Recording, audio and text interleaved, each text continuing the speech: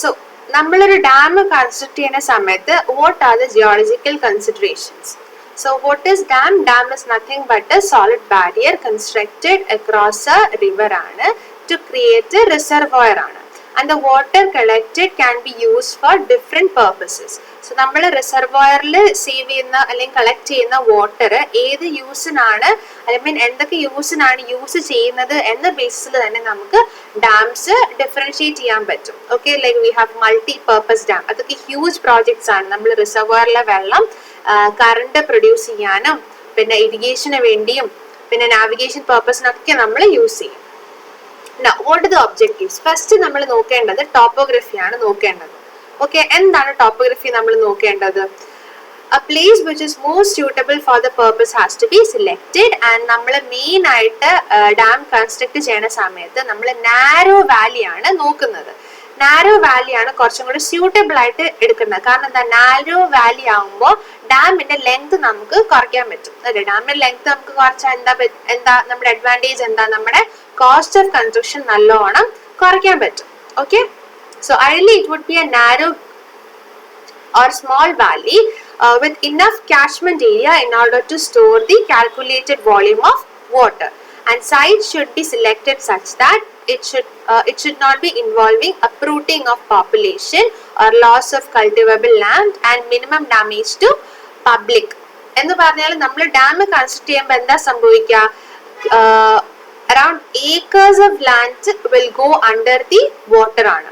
So നമ്മൾ എന്തായാലും dam construct ചെയ്യുമ്പോൾ ലോസ് ഓഫ് ലാൻഡ് ഉണ്ടാവും. സോ ആ സമയത്ത് എത്രത്തോളം ലോസ് ആണ് ഉണ്ടാകുന്നത്, ഓക്കെ, അവിടുത്തെ പോപ്പുലേഷൻ എഫക്ട് ചെയ്യുന്നുണ്ടോ, അവിടുത്തെ കൾട്ടിവബിൾ ലാൻഡിനെ എഫക്ട് ചെയ്യുന്നുണ്ടോ എന്നൊക്കെ നോക്കും നമ്മൾ. ഓക്കെ, ലൈക്ക് മിനിമം ഡാമേജ് ആണ് വരുന്നത് എന്ന് നമ്മൾ എൻഷുർ ചെയ്യും. ഓക്കെ, സെക്കൻഡ് വൺ നമ്മൾ നോക്കുന്നത് ടെക്നിക്കാലിറ്റി ആണ്. ഒന്ന് എന്താ, ടെക്നിക്കലി ആ എടുക്കുന്ന site should be strong, impermeable and stable ആയിരിക്കണം. ഇപ്പൊ പെർമിയബിൾ ആണെങ്കിൽ എന്താ സംഭവിക്കുക, ലീക്കേജ് സംഭവിച്ചിട്ട് ഡാമിന്റെ അടിയിൽ കൂടി വെള്ളം ഫ്ലോ ചെയ്ത് അപ്ലിഫ്റ്റ് പ്രഷർ ഉണ്ടായി ഡാമിന്റെ സ്റ്റെബിലിറ്റിനെ തന്നെ ബാധിക്കും. പിന്നെ പറയുന്നത് കൺസ്ട്രക്ഷൻ വൈസ് ആണ്. സോ ഡാം ഒരു ഹ്യൂജ് പ്രോജക്റ്റ് ആയതുകൊണ്ട് നമ്മൾ ജിയോളജിക്കൽ മാപ്പിന്റെ ഹെൽപ്പ് വെച്ചിട്ട് റോ മെറ്റീരിയൽസിന്റെ അവൈലബിലിറ്റി നോക്കും. നമ്മൾ ചൂസ് ചെയ്യുന്ന സൈറ്റിന്റെ അടുത്ത് തന്നെ റോ മെറ്റീരിയൽസ് അവൈലബിൾ ആണെങ്കിൽ അത് കുറച്ചും കൂടി നമ്മളെ ഹെൽപ്പ് ചെയ്യും. For example, if the site is well connected with എന്താ ട്രെയിനോ അല്ലെങ്കിൽ എന്തെങ്കിലുമൊക്കെ ട്രാൻസ്പോർട്ടേഷൻ പറ്റുന്ന റോഡ്സ് ഒക്കെ ആയിട്ട് വെൽ കണക്റ്റഡ് ആണെങ്കിൽ നമ്മുടെ റോ മെറ്റീരിയൽസ് ട്രാൻസ്പോർട്ട് ചെയ്യാനുള്ള കോസ്റ്റ് നമുക്ക് കുറയ്ക്കാൻ പറ്റും. പിന്നെ മെയിൻ ആയിട്ട് നോക്കുന്നത് എക്കണോമി നോക്കും. ഓക്കെ, നമുക്ക് എത്ര പൈസക്ക് വേണോ ലാവിഷ് ആയിട്ട് നമുക്ക് ഡാം കൺസ്ട്രക്ട് ചെയ്യാം. പക്ഷെ ആസ് എൻ എഞ്ചിനീയർ നമുക്ക് ജസ്റ്റ് ഒരു ബിൽഡിംഗ് കൺസ്ട്രക്ട് ചെയ്യുക, അതിന്റെ സ്റ്റെബിലിറ്റി നോക്കാന്ന് മാത്രമല്ല, അതിന് ഒപ്പം തന്നെ ഇമ്പോർട്ടൻസ് കൊടുക്കേണ്ടത് അതിന്റെ എക്കണോമിയാണ്. ഓക്കെ, നമുക്ക് തന്നിരിക്കുന്ന ബഡ്ജറ്റില് നമുക്ക് എത്ര നല്ലോണം അല്ലെങ്കിൽ എത്രത്തോളം സ്റ്റേബിളും സേഫും ആയിട്ടുള്ള കൺസ്ട്രക്ഷൻ പോസിബിൾ ആണ് നോക്കുന്നതാണ് ഏറ്റവും വലിയ പണി. അതുകൊണ്ട് തന്നെ നമ്മൾ കൺസ്ട്രക്ട് ചെയ്യുന്ന ഡാം എക്കണോമിക്കും കൂടി ആയിരിക്കണം. പിന്നെ എൻവയോൺമെന്റൽ, ഇപ്പൊ നമ്മൾ ഏറ്റവും കൂടുതൽ സ്ട്രെസ് കൊടുക്കുന്ന ഒരു വാക്കാണ് എൻവയോൺമെന്റൽ ഫ്രണ്ട്ലി ആയിരിക്കണം. കാരണം നമ്മളെ കൺസ്ട്രക്ഷൻ ഒരിക്കലും എൻവയോൺമെന്റിനെ ഒത്തിരി ഹാം ചെയ്യാൻ പാടില്ല. സോ അതും കൂടി നമ്മൾ കൺസിഡർ ചെയ്യേണ്ടതുണ്ട്. Now, what are the geological characters for the investigation? Geology of the area ആണ് നമ്മൾ പറയുന്നതെങ്കിൽ ഫസ്റ്റ് നമ്മൾ ടോപ്പോഗ്രഫി നോക്കും. For example, slope of the area. പിന്നെ നാച്ചുറൽ ഡ്രെയിനേജ് പാറ്റേൺസ്, റിവേഴ്സിനെ പറ്റി അവിടെ നോക്കും. പിന്നെ അവിടുത്തെ റോക്കിന്റെ ഫോർമേഷൻ, അവരുടെ stratification. Okay, weak zones like ഫോൾഡിങ്ങോ ഫോൾട്ടോ ഇഗ്നീഷ്യസ് ഇൻട്രൂഷൻസോ. ഇഗ്നീഷ്യസ് ഇൻട്രൂഷൻസ് ഒക്കെ ഓർമ്മയുണ്ടല്ലോ. Folding, it's a type of folding. എന്താണ്, റോക്ക് ബെഡിന്ന് താഴെന്ന് ഹോട്ട് മാഗ്മ കയറി വരുന്ന പ്രഷർ കാരണം ഉണ്ടാവുന്ന ഫോൾഡിംഗ് ആണ്. സോ അങ്ങനത്തെ കാര്യങ്ങളൊക്കെ ഉണ്ടോ. പിന്നെ what is the trend and rate of weathering or erosion in that area. ഇതൊക്കെ നമ്മൾ നോക്കേണ്ട കാര്യമുണ്ട്. ഞാനിത് കൂടുതൽ സ്ട്രെസ് ചെയ്യാത്തത് ഫസ്റ്റ് മൊഡ്യൂൾ തൊട്ട് എനിക്ക് തോന്നുന്നു ഏറ്റവും കൂടുതൽ വാ തുറന്നാൽ പറഞ്ഞിട്ടുള്ളത് ഡാം ഡാം ഡാം എന്നാണ്. അതുകൊണ്ടാണ് ഞാൻ കൂടുതൽ സ്ട്രെസ് ചെയ്യാത്തത്. പിന്നെ ജിയോളജി ഓഫ് ദി സൈറ്റ്, നമ്മൾ ലിത്തോളജി നോക്കും. ഓക്കെ, അവിടുത്തെ ഏത് റോക്ക് ആണ് ആ സൈറ്റിൽ ഉള്ളത് എന്നുള്ളത്. എന്നിട്ട് ഒരു ജിയോളജിസ്റ്റിന്റെ ഹെൽപ്പോട് കൂടി നമ്മൾ തറോ സ്റ്റഡി നടത്തിയിട്ട് അതിന്റെ ഇൻഫർമേഷൻ കളക്ട് ചെയ്യും. പിന്നെ അവിടുത്തെ സ്ട്രക്ചർ നോക്കും. ഫോർ എക്സാമ്പിൾ അവിടുത്തെ ഡിപ്പും സ്ട്രൈക്കും നോക്കും. ഓക്കെ, കാരണം ഡിപ്പ് സ്ട്രൈക്കും എന്തിനാ നോക്കുന്നതെന്ന് വെച്ചാൽ ഡാമിന് മെയിൻ ആയിട്ട് സ്റ്റെബിലിറ്റി കൊടുക്കുന്ന എന്താന്ന് പറഞ്ഞാല് സെൽഫ് വെയിറ്റ് ഓഫ് ദി ഡാമും പിന്നെ ത്രസ്റ്റ് ഓഫ് ഇൻപൗണ്ട് വാട്ടർ ആണ്. എന്ന് പറഞ്ഞാൽ ഇപ്പൊ ഇതാണ് ഡാം എങ്കിൽ ഇതിന്റെ സെൽഫ് വെയിറ്റ് താഴോട്ട് ആക്ട് ചെയ്യും, ഇതിന്റെ ത്രസ്റ്റ് ഇങ്ങോട്ട് ആക്ട് ചെയ്യും. ഓക്കെ, ത്രസ്റ്റ് ഹൊറിസോണ്ടലി റൈറ്റ് സൈഡിലേക്ക് ആക്ട് ചെയ്യും, വെയിറ്റ് താഴോട്ട് ആക്ട് ചെയ്യും. ഓക്കെ, ഇത് രണ്ടുമാണ് മെയിൻ ആയിട്ട് ഡാമിൽ ഉണ്ടാവുന്ന ഫോഴ്സ് എന്ന് പറയുന്നത്. ഓക്കെ, സോ ഈ ഫോഴ്സിനെ അത്രയും ഇഫക്റ്റ് ചെയ്യാണ്ടിരിക്കാനാണ് നമ്മൾ അവിടുത്തെ ഡിപ്പും സ്ട്രൈക്കും നോക്കുന്നത്. ഓക്കെ, ഫോർ എക്സാമ്പിൾ ABC എന്ന് പറഞ്ഞ 3 ക്വസ്റ്റ്യൻ കൊടുത്തിട്ടുണ്ട്, 3 പടം കൊടുത്തിട്ടുണ്ട് with possible directions of dip and strike. ഇത് ഹൊറിസോണ്ടൽ ആണ്. ഒരു ഡിപ്പ് ആൻഡ് സ്ട്രൈക്ക് എങ്ങനെയാണ്?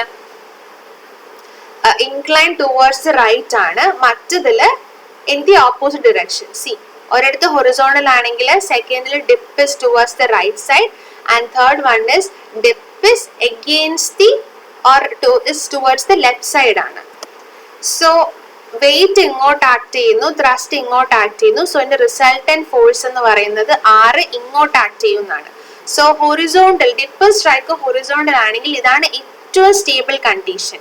D, that is dip is towards the right, that is നമ്മുടെ റിയാക്ഷൻ ഏത് ഡിറക്ഷൻ ആണോ അതേ ഡിറക്ഷനിലാണ് ഡിപ്പ് എങ്കിൽ ഇതാണ് ദ മോസ്റ്റ് അൺസേഫ്. കാരണം റിയാക്ഷൻ ഇങ്ങോട്ട് ആക്ട് ചെയ്യുന്ന സമയത്ത് ഈ ഡാമിന് ദിസ് ഇസ് ഡാമിന്റെ ടോ എന്ന് പറയും. സോ ഓൾറെഡി റിയാക്ഷൻ ഇങ്ങോട്ടാണ്, അപ്പൊ തന്നെ ഡാമിന് ഇവിടുന്ന് ഓവർ ടേൺ ലൈക്ക് അബൌട്ട് ഈ ടോ ഈ ഡാം ഇങ്ങോട്ട് ഓവർ ടേൺ ചെയ്യാനുള്ള ടെൻഡൻസി നല്ലോണം ഉണ്ട്.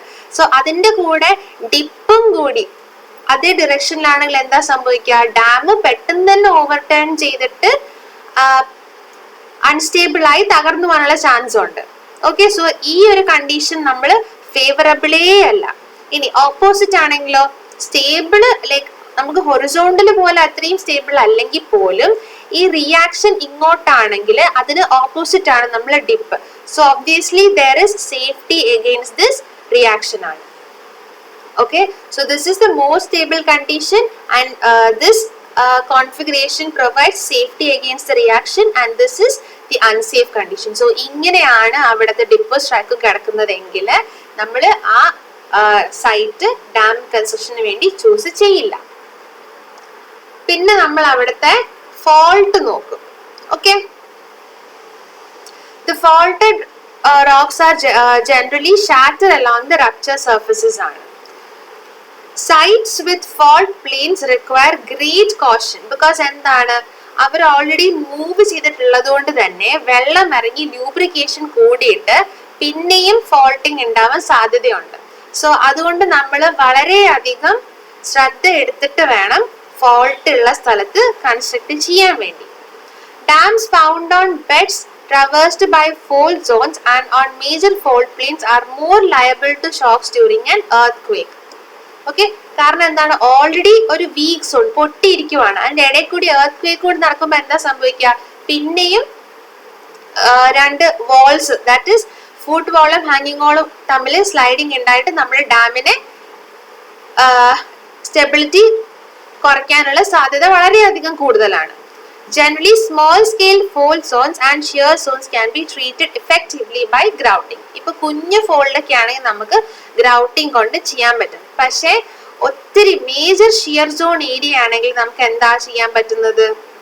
weak material would have to be excavated and the space backfilled with hard material like concrete up to the required depth. Okay, major ആയിട്ട് ഉള്ള zone ആണെങ്കിൽ നമ്മൾ എന്താ ചെയ്യാന്ന് പറഞ്ഞാല് ഈ ഷിയർ സോണിന്റെ ഇവിടം വരെ നമ്മൾ എക്സ്കവേറ്റ് ചെയ്ത് കളയും. എന്നിട്ട് അതിന് പകരം അവിടെ എന്തെങ്കിലും ഹാർഡ് മെറ്റീരിയലോ കോൺക്രീറ്റ് കൊണ്ടോ നമ്മൾ ഒരു ബെഡ് ഉണ്ടാക്കും. എന്നിട്ട് അതിന്റെ മേളിലായിരിക്കും നമ്മൾ കൺസ്ട്രക്ഷൻ ചെയ്യുന്നത്. പക്ഷെ ഇതിനൊക്കെ ഒത്തിരി ക്യാഷ് ആവും.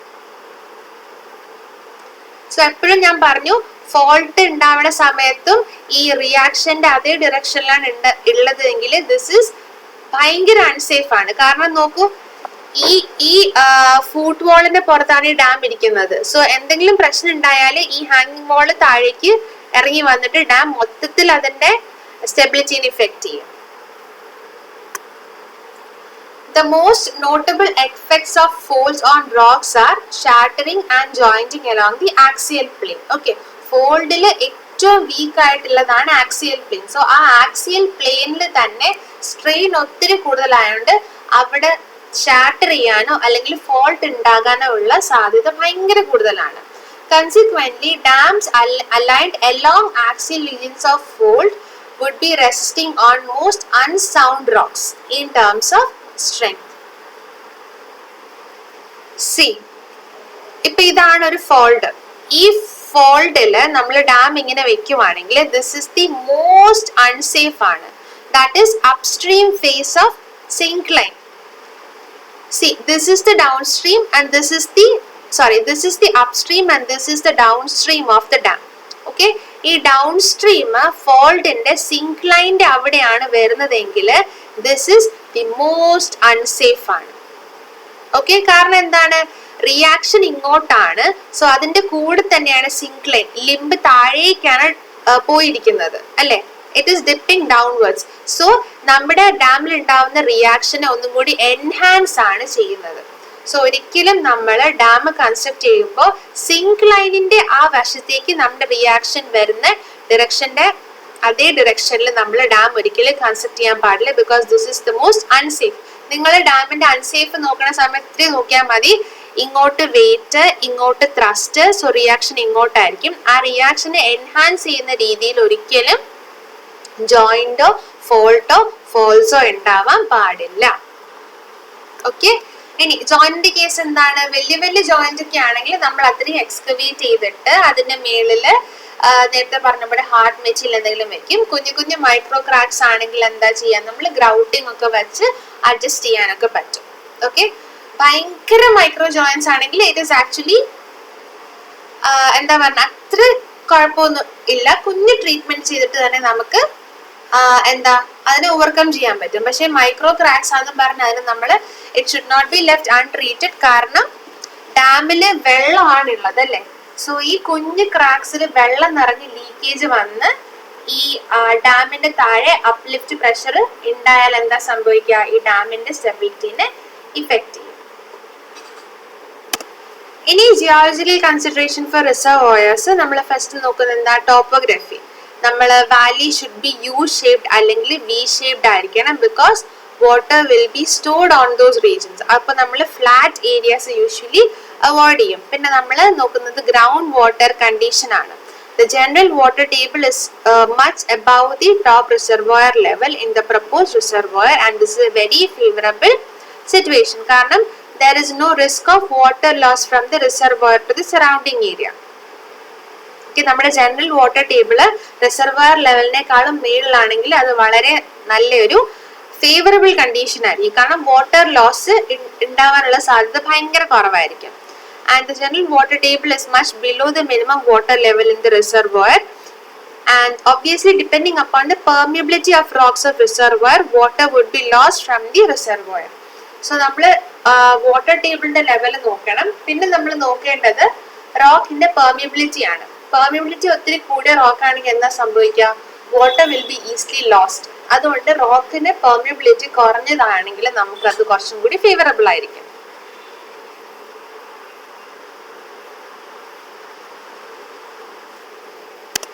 സി, ഇതാണ് നമ്മുടെ total reservoir level. Water table ഇപ്പം മേളിലാണെങ്കിൽ ഇത് ഫേവറബിൾ കണ്ടീഷൻ ആണ്. But this is not a favourable condition.